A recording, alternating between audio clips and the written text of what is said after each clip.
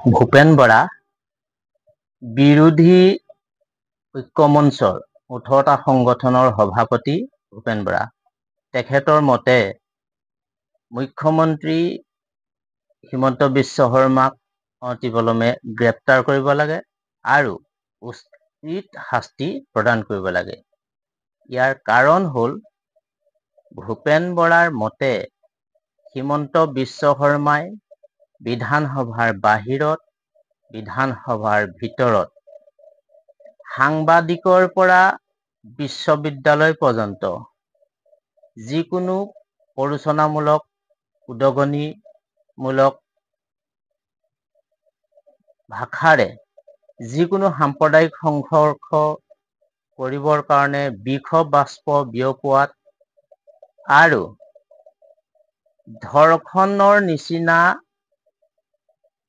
বেয়া কামলৈকে এই অসমৰ মুখ্যমন্ত্ৰী জড়িত আছে বুলি দৃঢ়তাৰে বক্তব্য প্ৰদান কৰিছে। আৰু ইয়াৰ কাৰণে এনেকুৱা কিছুমান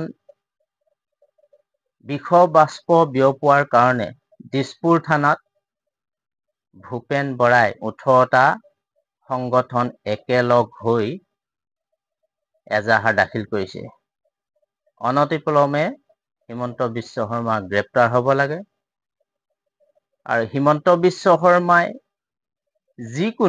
অসমৰ যিকোনো সাম্প্ৰদায়িক সংঘৰ্ষত জড়িত আছে বুলি দৃঢ়তাৰে প্ৰকাশ কৰিছে। ভূপেন বৰাই এতিয়া কিনো কৈছে অকমান শুনক। ইতিমধ্যে আমি কালি বিৰোধী ঐক্য মঞ্চৰ 18টা ৰাজনৈতিক দলে সিদ্ধান্ত গ্ৰহণ কৰিছিলো যে অসমত সাম্প্ৰদায়িক ৰাজনৈতিক এটা কূটকৌশল, ৰাজনৈতিক বিষবাস্পৰে, উদগনিমূলক বক্তব্যৰে সাম্প্ৰদায়িক বিষবাস্প বিয়পাবৰ কাৰণে, সাম্প্ৰদায়িক সংঘাত সৃষ্টি কৰিবৰ কাৰণে হিমন্ত বিশ্ব শৰ্মা ডাঙৰীয়াই অহৰ্নিশে চেষ্টা কৰি আহিছে।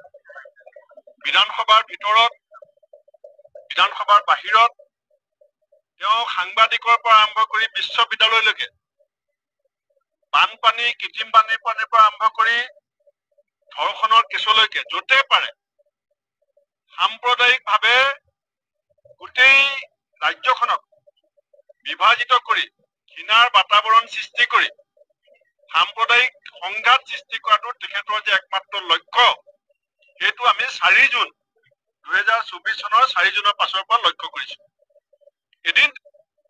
এতিয়া ভূপেন বৰাৰ মতে এজন অসমৰ মুখ্যমন্ত্ৰী হিচাপে বৰ জঘন্য মুখ্যমন্ত্ৰী, সেইকাৰণে অনতিপলমে গ্ৰেপ্তাৰ কৰি উচিত শাস্তি প্ৰদান কৰিব লাগে। এইখিনিয়ে ভূপেন বৰাৰ মন্তব্য।